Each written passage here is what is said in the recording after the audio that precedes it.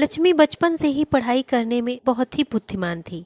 बड़ी होकर डॉक्टर बनना चाहती थी। वह अक्सर गांव में देखती थी कि सही तरीके से इलाज नहीं होने के कारण उसके गांव के लोग बीमारी से बहुत कम उम्र में ही मर जाते थे, खास कर की महिलाएं। लक्ष्मी के गांव के लोग गरीब थे। उनके पास इतना पैसा नहीं होता था कि वह शहर जाकर इलाज करा पाएं। कहा जाता है, गरीब आदमी को सपने देखने का कोई अधिकार नहीं होता है, और यही बात लक्ष्मी के साथ भी हुई। 12वीं की पढ़ाई कर रही थी। उसी दौरान उसकी माँ बाप ने जबरदस्ती लक्ष्मी की शादी कम उम्र में ही कर दिया। लक्ष्मी ने अपनी माँ और बाप को लाख समझाया, लेकिन उन्होंने अपने छोटे भाई बहनों की दुहाई देकर लक्ष्मी की शादी कर दी। लक्ष्मी को शादी से पहले यह भी नहीं पता था उसका पति क्या करता है। बस इतना पता था कि उसका पति दिल्ली में नौकरी करता है। शादी के बाद लक्ष्मी ने अपने पति से पूछा कि दिल्ली में आप क्या काम करते हैं। पति ने कहा, छोले भटूरे की दुकान में भटूरे बनाता हूँ। लक्ष्मी ने पूछा, इस काम से महीने में कितना कमा लेते हो। उसके पति ने कहा, यही कुछ 6 से 7 हजार रुपये। लक्ष्मी ने कहा, इस महंगाई के ज़माने में सिर्फ 6-7 हजार में क्या होगा। तुम कोई दूसरी नौकरी क्यों नहीं करते हो। आजकल तो किसी भी प्राइवेट कंपनी में 8 से 10 हजार तो आराम से मिल ही जाता है। लेकिन लक्ष्मी के पति ने कहा कि मुझे कोई काम भी तो नहीं आता है। एक दिन लक्ष्मी को पता चला कि उसका पति 1-2 दिनों में ही दिल्ली जाने वाला है। लक्ष्मी ने अपने पति से कहा, मैं भी तुम्हारे साथ चलूंगी दिल्ली। लक्ष्मी के पति महेंद्र ने कहा, तुम दिल्ली जाकर क्या करोगी। वहाँ तो मैं अपने दोस्तों के साथ रहता हूँ, इसीलिए कुछ पैसे बच जाते हैं। तुम जाओगी तो सेपरेट रूम लेना पड़ेगा, फिर तो 1 रुपया भी नहीं बचेगा, और फिर घर पर भी पैसा भेजना पड़ता है। माँ बाबूजी के लिए कैसे हो पाएगा। लक्ष्मी ने साफ शब्दों में कह दिया था, मुझे नहीं पता, अगर तुमने मेरे साथ शादी की है तो मैं भी तुम्हारे साथ ही रहूंगी, और मैं तुम्हारे साथ दिल्ली चलूंगी। कुछ न कुछ तो मैं भी कर लूंगी।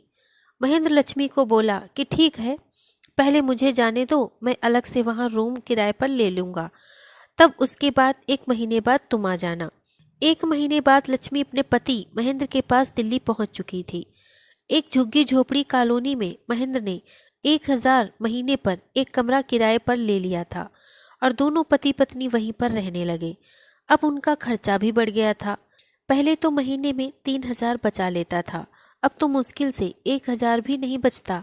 लक्ष्मी भी कुछ दिनों बाद आसपास के बच्चों को ट्यूशन देना शुरू कर दिया। उससे लक्ष्मी भी 2 से 3 हजार महीना कमाने लगी।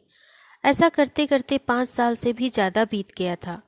अब तो लक्ष्मी और महेंद्र को एक 4 साल का बच्चा भी हो गया था। इसके बारे में सोचकर लक्ष्मी परेशान रहने लगी थी।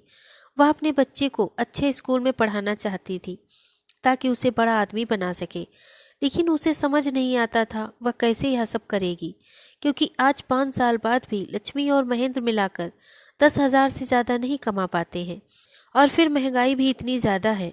लक्ष्मी सोचती कि वह अपने सपनों को तो दफन कर चुकी है, लेकिन वह अपने बच्चों को अपनी वाली जिंदगी नहीं जीने देगी, पढ़ा लिखा कर बड़ा आदमी बनाएगी। एक रात में लक्ष्मी ने अपने पति से कहा, मैंने सुना है आप इतना अच्छा छोले भटूरे बनाते हो। आपकी दुकान जहाँ पर आप काम करते हो आसपास के एरिया में बहुत फेमस है। लेकिन दुकान भले ही फेमस है, लेकिन भटूरे तो आप ही बनाते हो। मैं तो कहती हूँ अपनी खुद की छोले भटूरे की दुकान खोल लें। महेंद्र बोला, ज़्यादा बड़े बड़े सपने क्यों देखती हो, यह सब हमारे बस की बात नहीं है। जो चलता है बस चलने दो, ज़्यादा अपना दिमाग मत चलाया करो। इस बार लक्ष्मी मानने को तैयार नहीं थी, और उसने महेंद्र को आखिर में मना लिया। उसके बाद महेंद्र दुकान से नौकरी छोड़ दी, और उन्होंने एक सेकेंड हैंड ठेला खरीदा।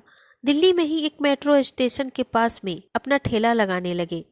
शुरू में तो यह हालत हो गई, पूरे दिन में 10 प्लेट से ज़्यादा नहीं बिक्री होती थी। लक्ष्मी और महेंद्र को भी लगने लगा था निराश होकर दुकान बंद करनी पड़ेगी। एक दिन एक ग्राहक उसके दुकान पर छोले भटूरे खा रहा था, और उसने बोला, अरे तुम तो वही हो ना जो फेमस भटूरे की दुकान है वहीं पर काम करते थे। महेंद्र बोला, हाँ साहब, मैं ही हूँ।